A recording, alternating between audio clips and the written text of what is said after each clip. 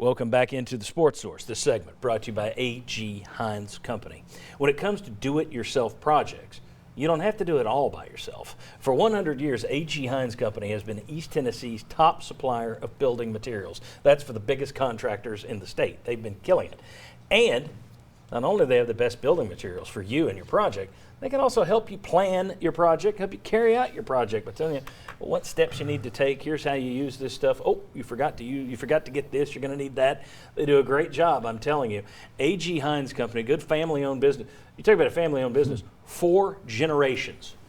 I think there's something like 2% or 3% of the companies in the United States that last 4 generations. That's 100 years of quality. A.G. Hines Company. All right, quick question here. Tennessee's got Alabama State this week. Anything could happen on Wednesday night, but that one should be a layup for the Volunteers. So if you're Rick Barnes, what are you working on?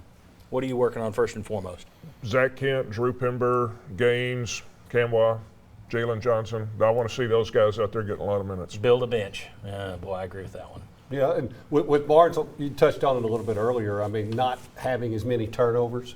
I mean, if you go out there against a team you should match up and should be able to beat handily, you don't want to be turning the ball over with your guards, because that's kind of been a trend early in the season. Set the tone. I mean, you play Murray State, you came out flat to start the game, and good teams don't do that. They sub up and they pound the teams they're supposed to pound, and you need to do that. In terms of the Murray State game, let's go back to that bad start. What do you think the message was at halftime there? Because clearly they came out a different team. Well, it started with defense. I mean, they were making shots. They were driving, getting to the paint, and we kind of got caught up into that. We weren't making as many shots. But it's the will of the foundation of this team is effort and defense. And Murray State they made some tough shots, but Tennessee wasn't as laser focused in, and they did worse second half. Here's one thing. I mean, I got to that game an hour earlier. Was sitting down near the court. They had some athletes.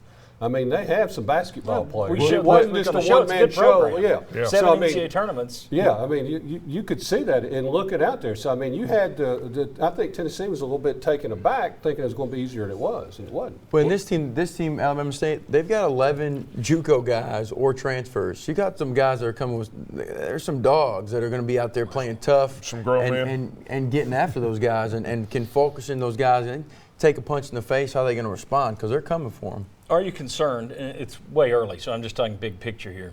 Last year, Tennessee's 3-point field goal percentage defense wasn't that bad, but teams shot 5 million threes against them. Mm-hmm. Are you concerned about Tennessee's 3-point D this year? I think our length will be able to counter that, but the biggest thing is not the skill set. I think it's going to go back to the lack of depth, and if we don't have depth, now we're slower on rotations. We're not getting out there to contest, and so it could be, but I think our defense will stay pretty sound. Okay, very good. All right, when we come back, what do we expect to see Tennessee, Missouri next weekend, next Saturday in Columbia? We'll discuss that on the Sports Source. Hey, when you're away from home, catch us on Facebook Live, our YouTube channel, or on sportsource.tv. Let's do it. This is the Sports Source.